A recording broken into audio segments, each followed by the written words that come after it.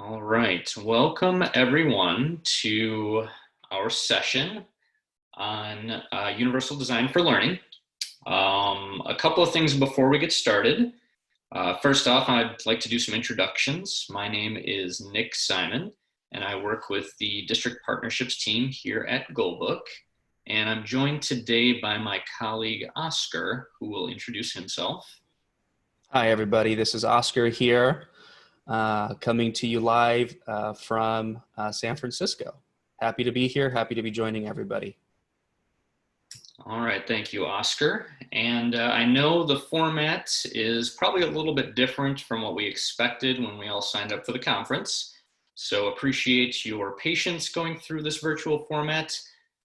We hope we've designed something today that will allow us, even though we're in this virtual recorded format, to still have some active participation. And in order to facilitate that, you'll see a link on your screen for session materials. If you go to that link, if you can type that link in, it should take you to a folder which will have some useful resources that we will be referencing throughout the session today. So please take a minute and punch that in. And my colleague Oscar is going to type that into the chat box as well. As I said before, we're from an organization called Goalbook. If you'd like to learn more, we have a link there today. And also having a pen or a pencil and paper handy to take some notes is definitely going to be useful, as we're going to go through a lot of information in a pretty short period of time. So today's session is really about supporting variable instructional needs and using the Universal Design for Learning framework in order to rethink how we design instruction for our students. So just a little bit of background about Goalbook and about Oscar and myself. As Oscar shared with you, he's joining from the West Coast. I'm actually joining from Chicago. All of us here at Goalbook are former educators, or nearly all of us, except for maybe a couple of computer engineers.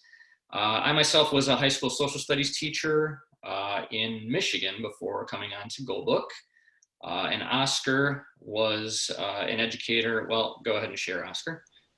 Yeah, thanks, Nick. I'm also a former educator. I taught second and fourth grade and was an instructional coach, as well as a mentor to new teachers during my time in the classroom in San Antonio, Texas. If any of you have visited San Antonio and the Riverwalk, feel free to chat that in now in the chat feature as well.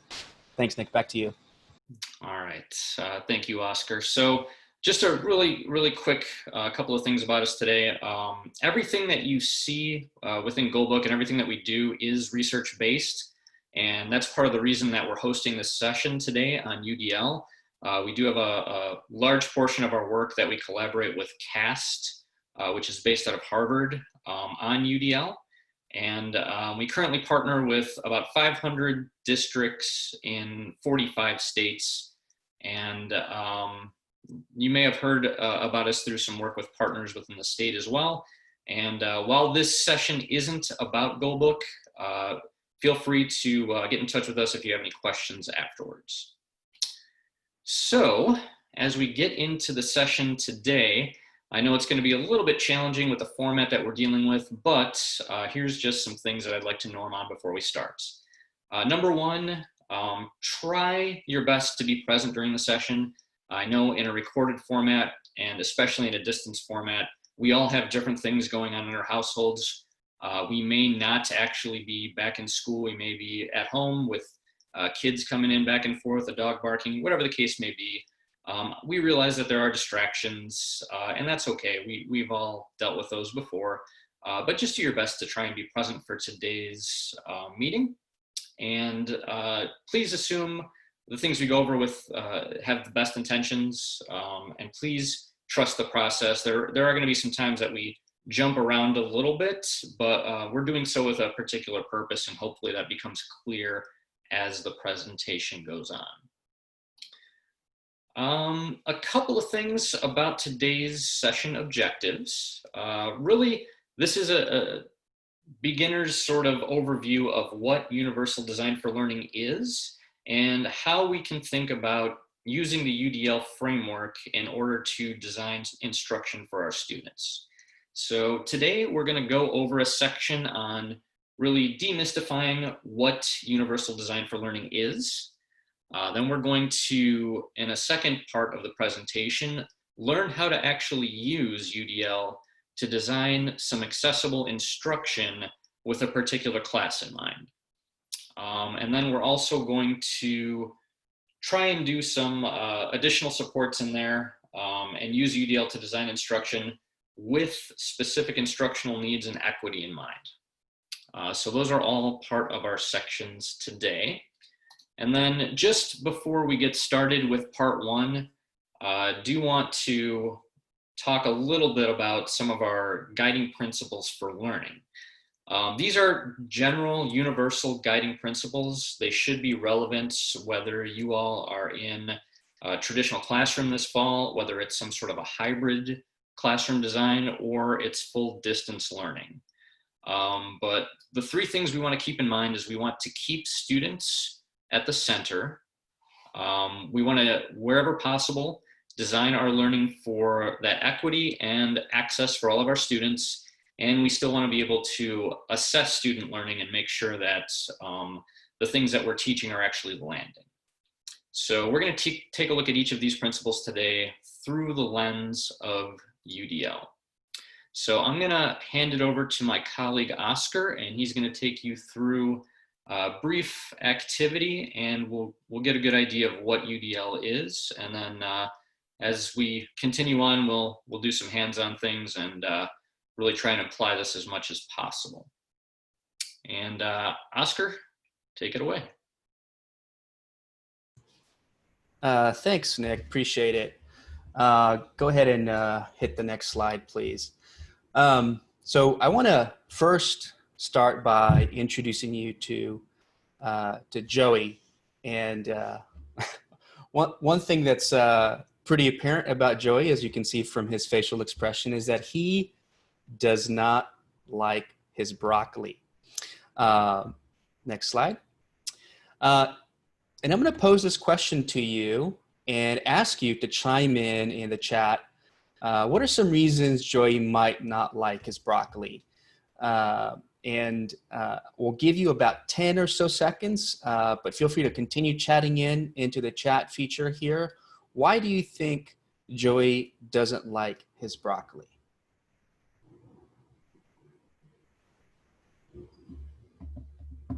All right, Nick, why do you think Joey doesn't like his broccoli? What are we seeing here?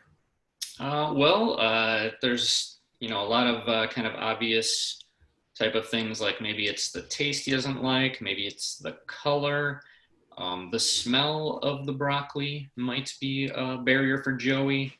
Other things like, maybe Joey's around the age where he's starting to lose those baby teeth, and maybe the stiffness or the crunchiness of that broccoli really bothers him.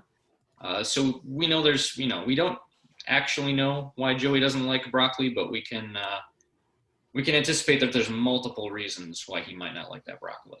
Yeah, absolutely. All those are a lot of really good reasons why we think Joey might not like his broccoli.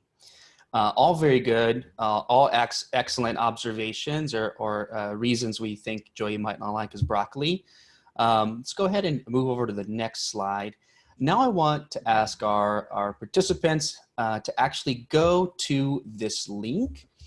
And I want you to now think about what are some ways in which we might be able to help Joey eat his broccoli. Now, this is a Padlet here where you'll be able to chat in multiple reasons, your reasons why you think you can help Joey eat his broccoli. And I'll give you about 10 seconds here to jump over, and you can have this Padlet open. We'll go back to it later on in the session as well and follow up on it. But how can you help Joey eat his broccoli, knowing some of those barriers that we listed out before? I'll give you about 5 seconds here to get in there. All right, Nick, what are we seeing here? How can we help Joey eat his broccoli, given all those barriers we saw folks list out?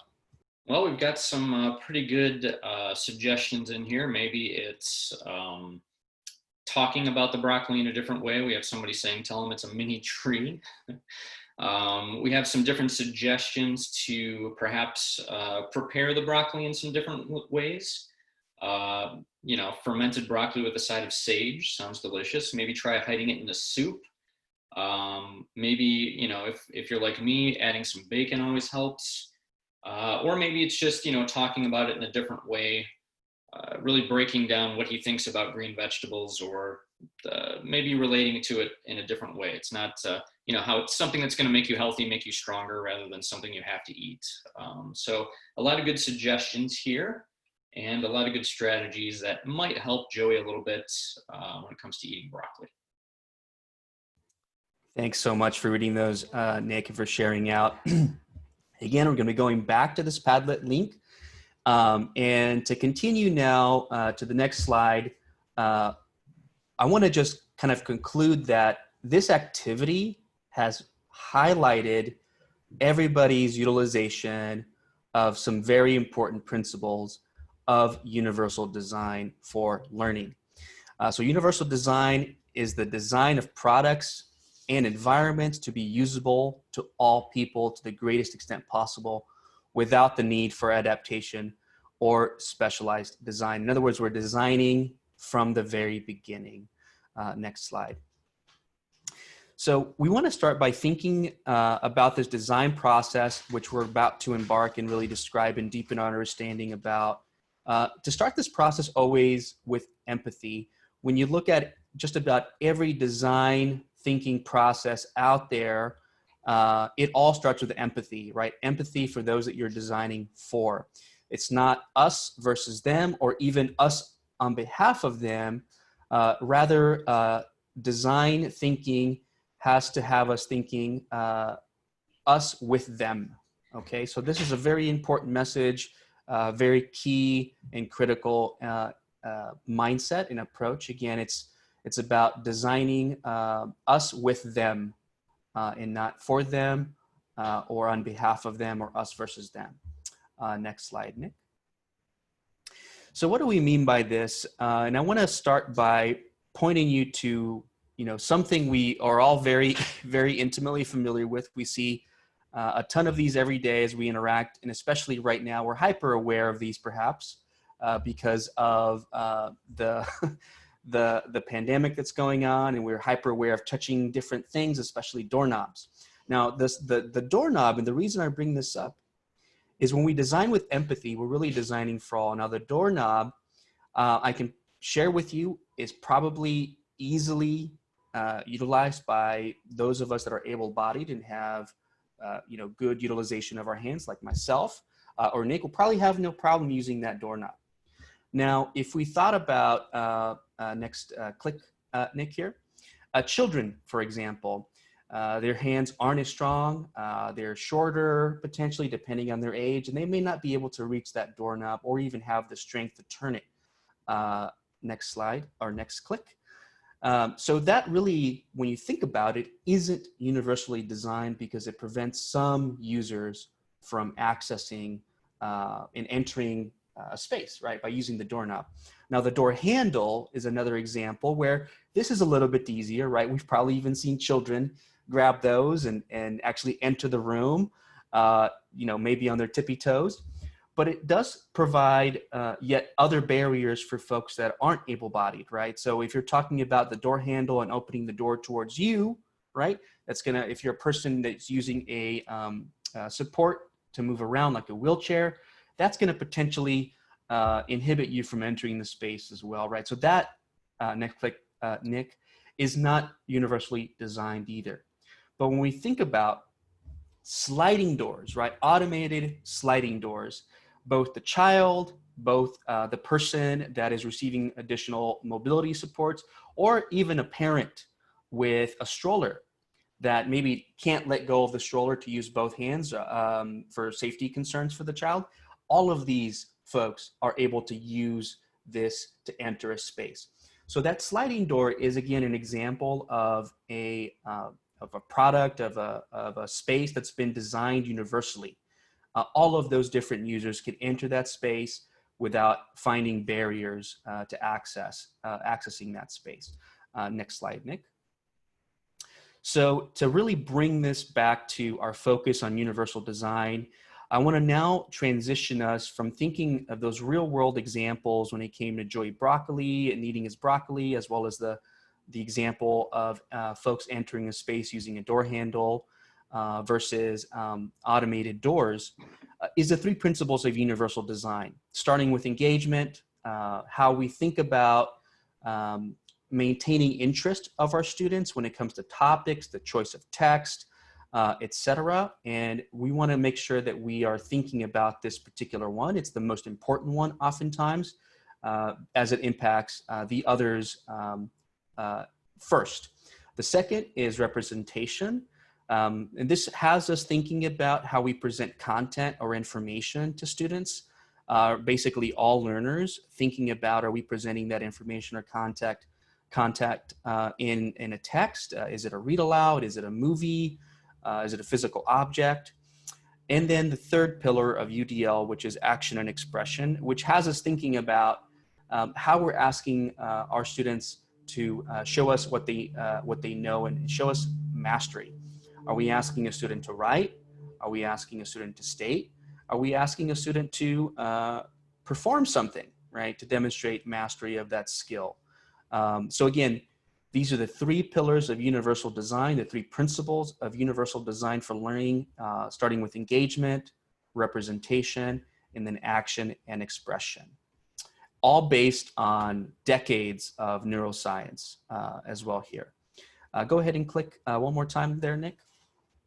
So for us, I want to really highlight these three norms as we delve deeper and deepen our understanding and capacity on universal design as a design principle, is understanding that variability is the norm.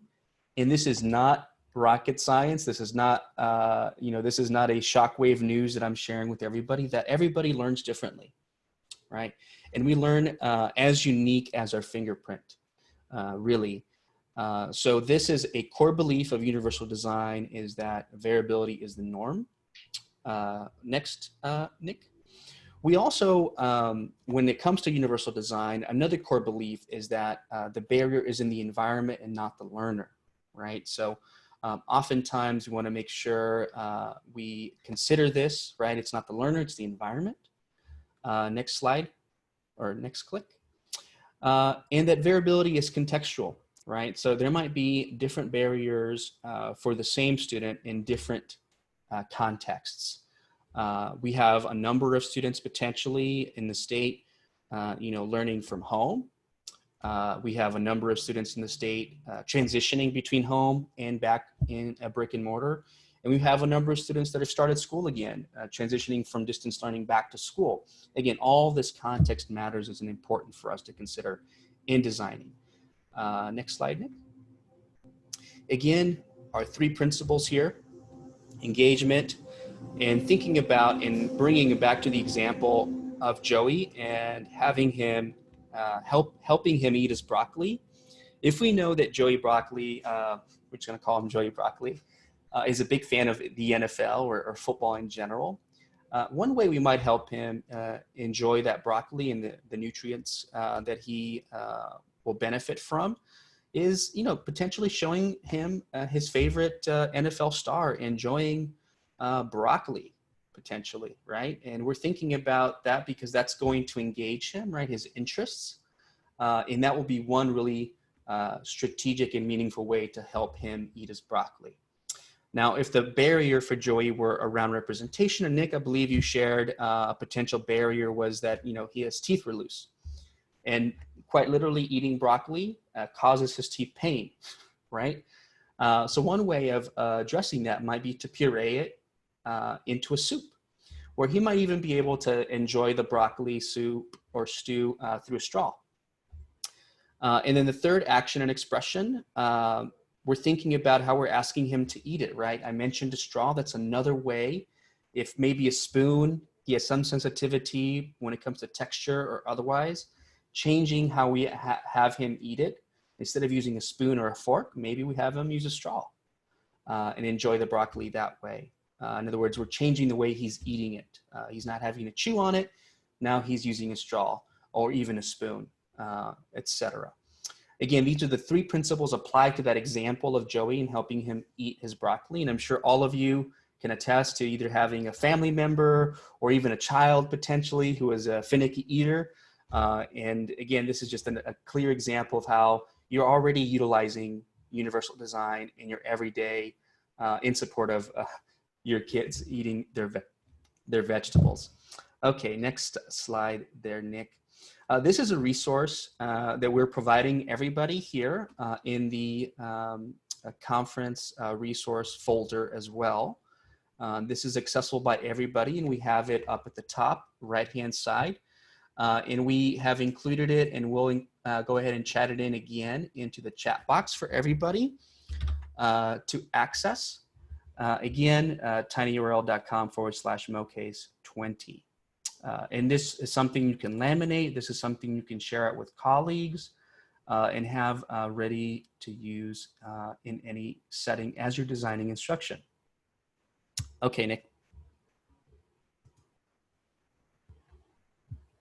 Now, to close out our activity with the Padlet, I want you to go back and we'll type it in one more time. But if you have it open on a different tab, now we're going to think about the particular strategies that we kind of brainstormed on how we would help Joey eat his broccoli. And now we want to think about where in the UDL framework that strategy falls under. So for example, we talked about having his favorite NFL star shown eating broccoli. Again, that strategy would fall under engagement, right? Because that's engaging Joey's interests and his love of football. With the example of the stew or the soup, that was a strategy around representation, right? So we were changing the form of the broccoli from the tree shape to, chopped in smaller pieces and in a soup. And then the third example with utilizing a spoon or utilizing a straw, that was again a strategy around action and expression, how we were asking him to eat it, right? So now he's not having to chew, right? Demonstrate that he ate the broccoli. Now he can use a spoon, he can use a straw if we puree it. Now the key here is that some of these strategies can fall into multiple, right? They can fall into multiple pillars. So for example, pureeing the broccoli can potentially be a representation strategy as well as action and expression, right? Because it addresses different barriers, it doesn't mean that it cannot fall into multiple categories. So you could have a strategy that actually falls in all three. You could have a strategy that falls in one, you could have a strategy that falls in two different pillars. It all depends on the barriers that we're looking to remove from the student's environment. Okay, so with that, we'll just switch over to the Padlet again, Nick, and we'll read out some of the kind of the categories that folks are tagging their strategies under as we go through here. And we'll ask you to chat them in on your Padlet, but we'll read some of these out loud as well here. All right, so yeah, the example that conversationally I used with Oscar a little earlier, possibly changing the texture of the broccoli, that's definitely something for representation. But as Oscar mentioned, that might also be in the action and expression portion. As we look on the Padlet here, looks like we have a good amount. Depending on his reason for not eating, it could be engagement.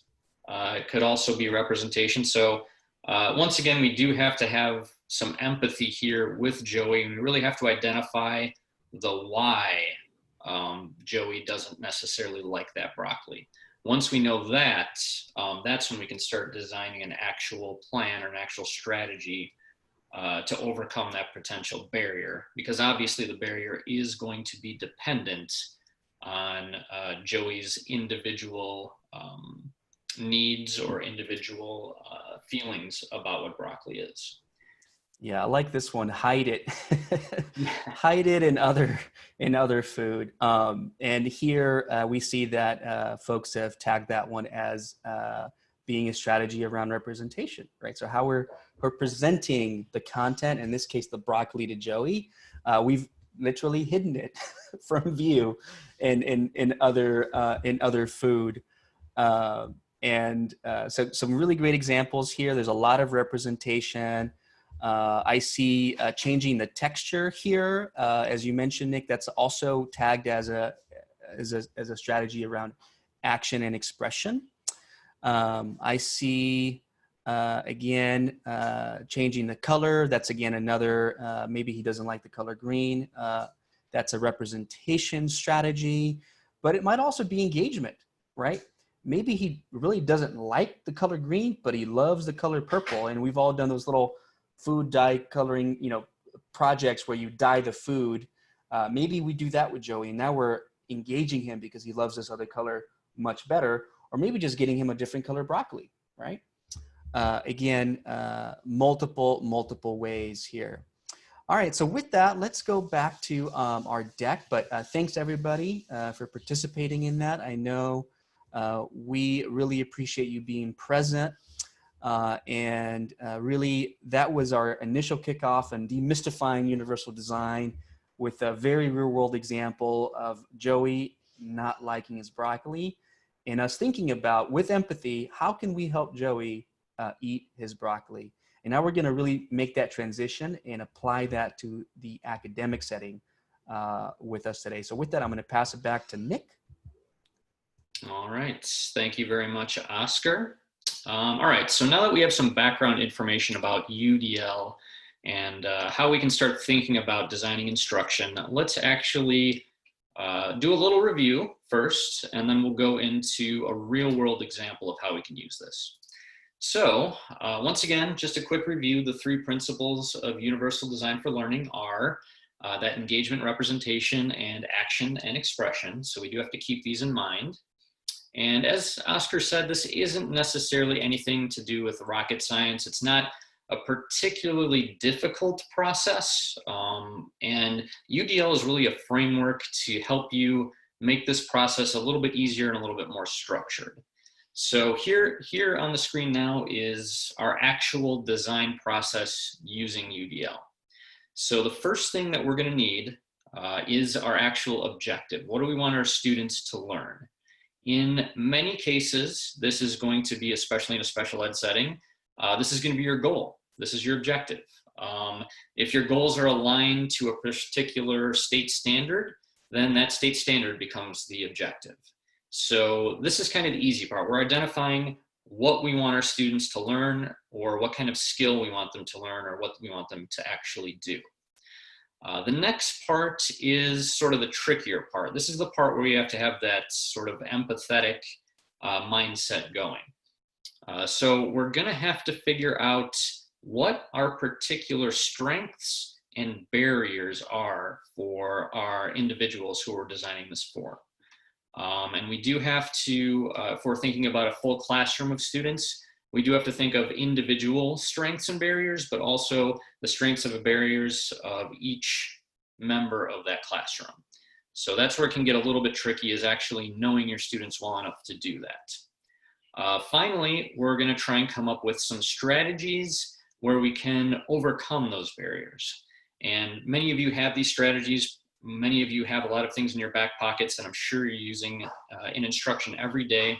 So it is really important to kind of keep those in mind and figure out which one of those strategies are really going to help our students out in overcoming those particular barriers.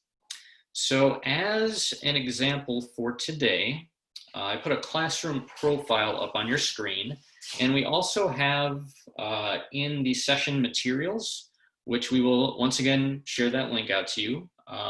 The session materials do have this class profile in there, and it's going to be helpful during this next session if you want to pull that up in a separate tab, just so you have that to reference over and over again, because we are going to kind of keep coming back to this class profile, but I'm not going to keep switching back to it during the presentation.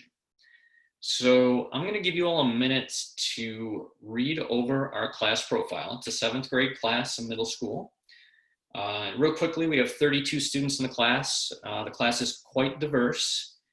We have some students with IEPs. We have some students with an EL designation, some gifted and talented students, and some students who qualify for free and reduced lunch. We do also have some strengths, and within the class itself, we know our students are very collaborative, which is great, and we know that they're very creative. And today, when we're going to be designing our instruction, we're actually going to be looking at this particular Missouri State Standard for reading literary text. So this is what we're going to be looking at today. So I'll give you 1 minute here to finish reading some of those, and then we'll move on and think about some actual design.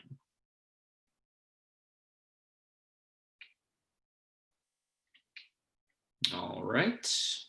So once again, we're going to use those 3 principles of UDL to try and make sure that we're designing instruction for all of those students that are in the classroom. One thing I do want to point out and sort of make a little bit of, I just want to draw your attention to it. Really, universal design is not differentiation, right? Universal design is really taking our instruction and designing it from the ground up to make it accessible for the most people possible. So one of the barriers that I have as an educator that I had was definitely trying to design instruction without that differentiation. A lot of us were taught in a way that we sort of teach for the quote unquote average student. And really the tricky part of UDL is making sure that we get out of that mindset. There's no such thing as an average student. As Oscar shared with us before, every one of our students learn differently. All of us learn differently as well. So if we're designing for what we perceive to be the average, we're actually doing a disservice to every student in that classroom. So we really have to get out of the mindset of differentiation and try and really start from the ground up with this design process. And just really a quick reminder, once again, universal design is supposed to be usable for all. Luckily, we do have some different considerations that we can share with you. So we'll try and make this a little bit easier on you. This is a nice plug for the organization CAST. They have a lot of resources for universal design, and a lot of these considerations come directly from them. So we will give you a link a little bit later on to the CAST website if you want to go check that out. I would encourage anyone who is interested in learning more about UDL to definitely take a look. They are essentially the folks who are responsible for this entire framework. So please go take a look at CAST. All right, so when it comes to engagement, this is often probably the largest barrier for us as educators. How do we get our students involved? How do we get them interested in what we're trying to teach? We have a number of different strategies here. One of my favorites and one of the easiest things that you do is just to offer choice. It sounds so simple, but it's definitely something that I have struggled with and forgotten to do numerous times. But just the very act of, if we're talking about a reading passage, letting a student select to that reading passage or select the topic or subject, these things can instantly engage students. And as we all know, and I'm sure you've done this before when selecting projects and things, it's supposed to be something that's high interest to our students. So choice is really one of the key strategies or key considerations here when trying to engage our students. Another consideration is going to be communication and collaboration. This is really going to be key, that we're going to provide multiple opportunities and avenues for our students to communicate with us and to collaborate with one another. This is something that develops over time. It's not something that comes automatically, but we definitely need to prioritize our students seeing and also hearing from you very often at the beginning of this process. Knowing that you are connected with them and that you are willing to work with them really goes a long way into drawing out some of that engagement. So that's definitely an important part, as well as it's going to help you sort of sustain that interest and sustain that engagement and create a sense of persistence. Thinking a little bit more about that persistence piece, one other thing that we have to do, and this is going to become extremely important later on, is we're going to have to make all of our learning goals very clear for our students. Essentially, as educators, we've all at one time or another come across the question, why do we have to know this? Heard that a lot from, being a social studies teacher, teaching history. Everyone's always asking, yeah, this happened in the past, what does it have to do with me now? And really, if we can have students answer that question going into a particular lesson, if we make the learning goals clear enough where the student has an answer to that, we know based on a lot of the neuroscience and the research that they're going to end up being much more engaged, and that persistence is going to continue throughout the entire lesson or unit that we're trying to teach. So we really want to hone in on the particular skill that we're having our students learn, and we're going to try and avoid making that list too long or make tasks unrelated to that skill. We really want to make it clear what we're doing and why we're doing it. The last thing that we want to do in terms of sort of fostering persistence is provide frequent feedback. Having students know where they're going and where they're headed, and if they're on task, definitely helps keep them going, keeps that persistence going. And it is a very, very important part of the process that sometimes teachers such as myself struggle with, just because time becomes a pretty big issue when you're trying to give all that individual feedback for everyone. So any way in which you can structure things, which, I don't know, maybe you have assignments that are due on different days so you can provide a little bit more of that feedback, or, in a distance learning format, maybe you schedule individual quick 5-minute check-ins with your students to provide that feedback. But all of these efforts that you do is going to help them sustain that persistence throughout the lesson. So all very important things and all very good considerations. Finally, when it comes to self-regulation, we really do have to empower our students to be able to believe in themselves and believe that they can complete the tasks. Even if those tasks do require some assistance from us, we want them to be able to take the initiative to at least start that on their own. So constantly reminding students that, we believe that they can do it, or remind them of barriers that they've overcome in the past or that you've seen them do. That becomes very important for them to continue to persist and continue to stay engaged. And that's something that's very easy for us to do as educators, just chiming in and letting students know that we believe in their work and we know that they can do it. Also, another thing that's very important, not only for our students, but for educators as well, you do have to build in some breaks. We can't all maintain constant 100% effort all of the time, and our students can't either. And being that we're in an environment with potentially a lot more distractions, especially if we're not in a traditional classroom setting, building in those breaks gives our students some time to have their focus elsewhere, to take a break, to relax, to have a mental break, and then they can come back and refocus their efforts a little bit better once they've had that break. And finally, the last thing when it comes to self-regulation is, use tools that are familiar to your students. If they're comfortable working with a certain format or working on a certain platform, you should really be encouraging that type of thing. So as we think about those different considerations, we're going to go in and look at a nice little sort of a sheet here that we've designed to figure out some potential barriers and instructional strategies for engagement, representation, and action and expression for this particular class. So if you have that classroom open on another tab, here's a good opportunity to kind of go back and take a look and refresh your memory about who our students are and what some of those potential barriers might be. So as we're thinking, I'm going to let you all think a little bit about some potential barriers. Let's focus on engagement right now. We know from our state standard that the component or objective for engagement is making sure that we're selecting an appropriate text.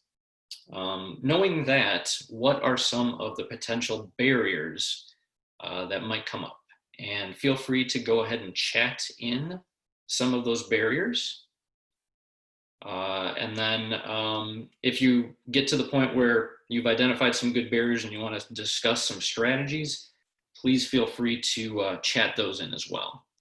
So one of the things that I've noticed in my particular class example is that recruiting interest might be an issue, right? This is probably going to be an issue for every single student we come across. Unless we're covering a topic that is an elective and they're really interested in it. Essentially, recruiting interest is going to be first and foremost one of the biggest barriers we have to any lesson that we do. And one of the potential strategies for this might be, as I said before, giving them choice. But aside from that, seeing that if you're chatting some good things in here, unfortunately, we're not going to be able to respond live vocally, but we are going to be able to respond in the chat. So we'll do that now. But as we're doing that, I do want to ask Oscar to come back in for a second. And I do want to ask Oscar if he sees any other potential barriers given our classroom profile. And if so, what kind of instructional strategies might be useful for those particular barriers. Oscar? Yeah, thanks, Nick. So thinking back to our classroom profile and acknowledging that we have kind of a very diverse set of students, and I can see we have some kiddos that are, English language learners, as an example. So even thinking about those students and engagement, right? I might think of on the topic of a preferred topic, right? Giving my students choice, making sure I have topics that might interest those students, right? So thinking about them, getting to know them is going to be critically important, knowing what interests them. So I'm able to retain their engagement and persistence and have them show grit, even as they're learning a second language. So that will be top of mind for me as well, thinking about those kiddos.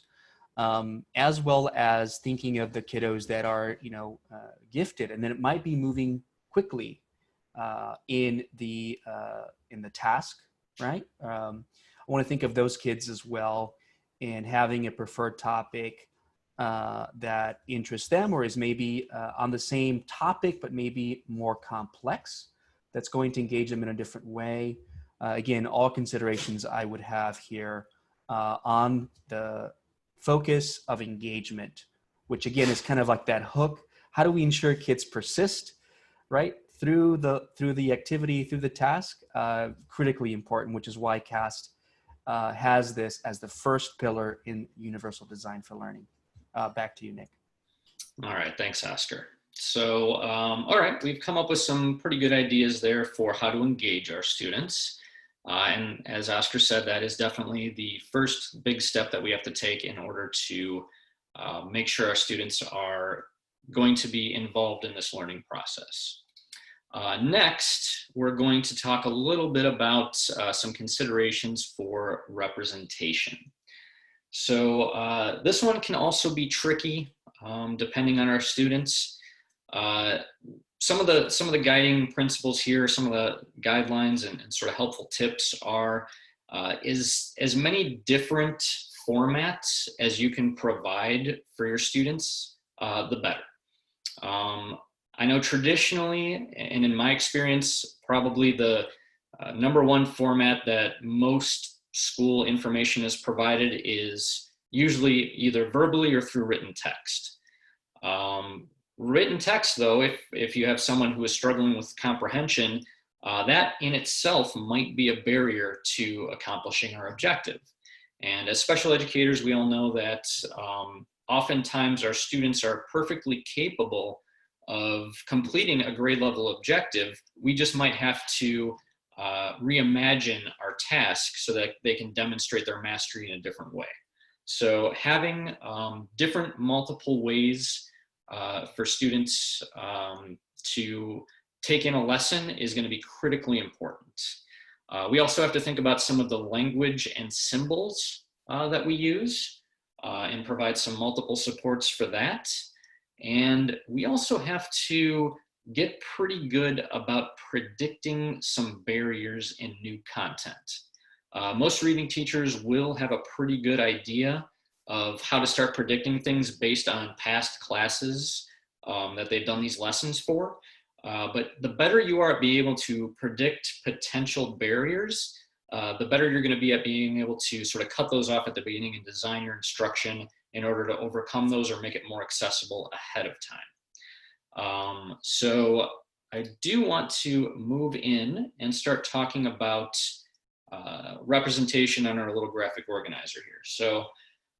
So really what we're trying to ask our students to do is to read a grade level text. So some potential barriers there that we've already identified here are, language and symbols. That definitely might be a potential barrier, especially when it comes to reading comprehension. So maybe a good strategy might be using a familiar and independent level text. But I do also want to bring Oscar back in here, and Oscar used that EL example before.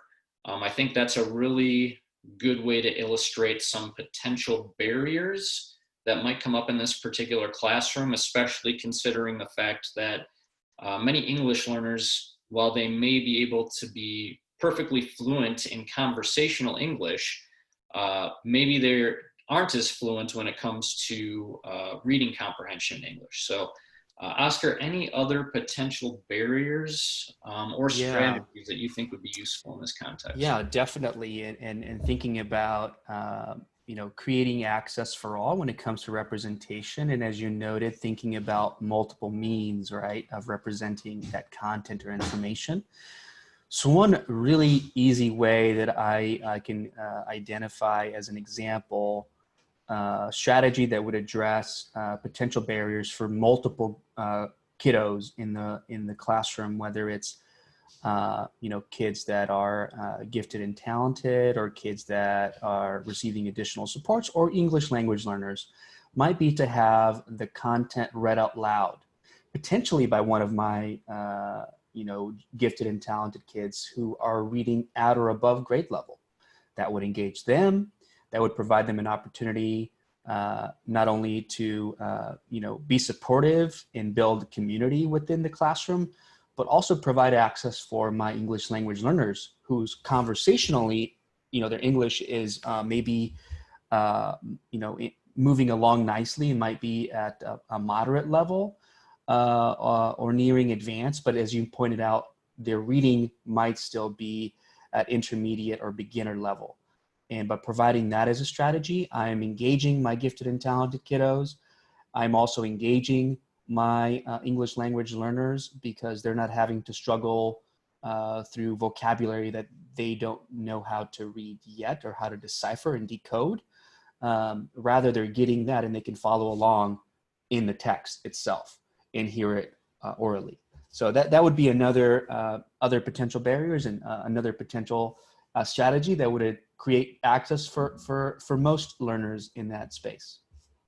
Yeah, great. That's phenomenal, Oscar.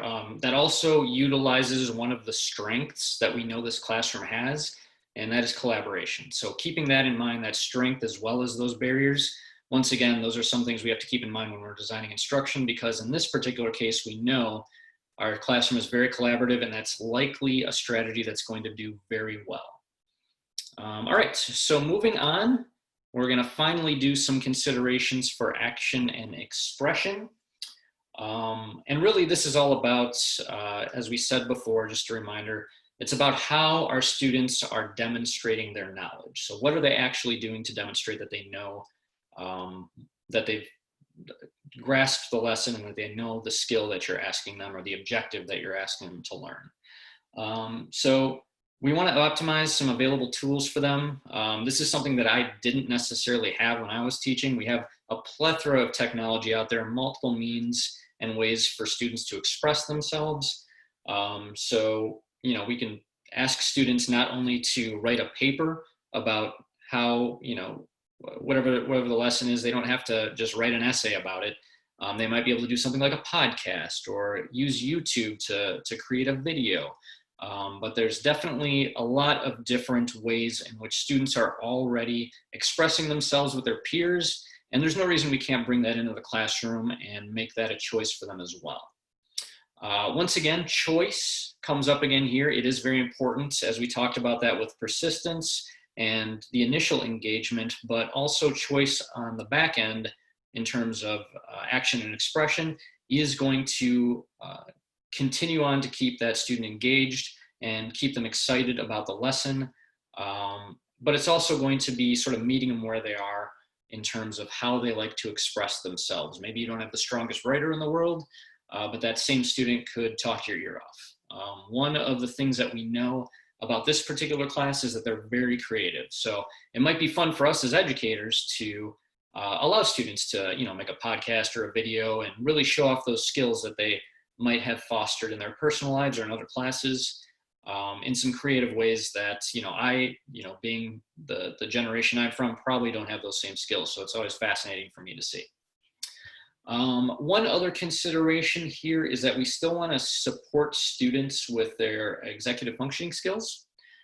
We want to make sure that students have some sort of a plan or strategy to meet their goals. We don't just want to say, okay, make a video and just sort of let them loose. We want to give them ways in which we can help them to think about their steps or visualize how exactly they're going to do that ahead of time. And that'll make it a lot easier for them to define the steps they need to take to accomplish their goal. And a lot of that is along the same theme when we were talking about just getting engagement, having that plan in place for you. It's also going to be important to have a plan in place for students. That's going to make it easier for representation. All right, so finally, we're coming to the end now. The action and expression portion of this particular objective is to cite several pieces of textual evidence. We said that one of the potential barriers might be how they express or communicate. I've already given you a couple of examples of ways around those barriers. Another one would be something like a concept map. Oscar, really quickly here, I know we're coming on the end of our time. Any other sort of barriers or strategies you see with this particular classroom that we might want to address in terms of action and expression? Yeah, no, this has been great so far. And I think that, really pointing all of the participants with us today to the tiny URL where you can find this resource, a blank version of this resource that you can use to apply to any upcoming lesson. In particular, in the context of, the current situation across the country and across Missouri, which is you have kiddos that might be learning from a distance from home. You might have kiddos that are learning in a hybrid setting, whether spending some time at home, some time in school, or kids that are fully back in school as well. Thinking about how we're asking kids to demonstrate mastery in this particular context. You mentioned concept mapping as one particular strategy, but we might also have kids, we might have leverage some of our kiddos' interests. Maybe we have kids that are really interested in comics. Maybe we have them do a comic storyboard, right? Potentially. Where they highlight kind of those key pieces of evidence or critical events to support their analysis of the text. Again, you're leveraging other strengths, other interests, but you're getting the same output, right? You're having kids demonstrate mastery of this skill. So that's another potential strategy we might use in leveraging and thinking about our students and how we can get them to show mastery and not just in a written form, right? They might, tell us those specific details to support their analysis and evidence, right? So those are some other strategies, Nick. But again, great resource, really great graphic organizer that can really support in helping us design that instructional planning from the very beginning with universal design in mind. All right, back All to you, right, Nick. thank you, Oscar. And as we start wrapping up today, do you want to share with you really quickly, Goalbook does have a number of strategies and supports for UDL and the entire UDL framework and instructional design process. Oscar and I would both be happy to share that with you if you're interested. So just a quick plug for that. And let's take a little bit of time for some reflection and some application. So we do have an activity that you can do on your own. In the session materials, there is an independent reflection worksheet. It really takes you through the exact same process that Oscar and I just went through in the slides. So if you're ready and willing to dive a little bit deeper into UDL, I would encourage you to make a copy of that and give it a shot on your own. And here would be sort of an example one of our colleagues did that shows you what that design process might look like. Finally, when it comes to UDL, a couple of key takeaways. Feel free to chat in some takeaways that you had from today's session. I can share with you that really one of the key takeaways for me when I was first learning about UDL was that universal design is really a separate thing from differentiation. And I shared a little bit about my thought process around that when I was beginning teaching before. But really, I think if you take one thing away from this particular presentation, it's just keeping that those two different designations in mind. Oscar, any takeaways that you would like to share? Yeah, I mean, universal design is, in essence, really not new, right? It's a new framework and a new lens to really think through our design process, instructional design process. But we all know that good teaching is good teaching. And we have had, of course, teachers do that from the very beginning. As long as we've been teaching, there have been fantastic teachers. But the framework does really help us organize and think through specific strategies. And most importantly, it allows us to be intentional. Which barriers are we addressing with which strategies? So I think that is an important takeaway for me to share out with all of our participants today, is that the framework allows us to be intentional. All right, thank you very much, Oscar. And then finally today, really quickly wanted to share this cartoon with you that really sort of encapsulates what UDL is. You can always read it for yourself, but just really quickly to sort of abbreviate things. We have a gentleman here shoveling some stairs because there's a bunch of students waiting to go up those stairs. And of course, we have our young man here in the wheelchair who says, hey, you know what? If you can shovel the ramp, we can all have access to the school. So clearing a path for a person with that special need clears the path for everyone. And that really does encapsulate what UDL is all about. So we do want to thank you for your time today. We really appreciate you taking the time. We appreciate the responses in the chat box. And we are happy to follow up if anybody has any questions about anything. You can do one of two things here. You can either scan that QR code and it'll take you to basically just an interest survey to see a little bit of follow-up about UDL. And then we'll chat in that link into the chat box if that's a little bit easier for you. So please take about 2 minutes and fill that out. We'd really appreciate any feedback that you had. And once again, from everybody here at Goalbook, we want to thank you and thank Mocase for being a part of the presentations today. Yeah, we look forward to, if anybody has any questions, we look forward to reaching out. You can see that my email address is on the bottom right hand of your screen right now. So please feel free to reach out with any questions, concerns, or follow up regarding the presentation or Universal Design for Learning. Thank you very much. Thanks, everybody. Have a great year, and thank you for everything you're doing right now in support of kids and in support of your communities. All right. Thanks, folks.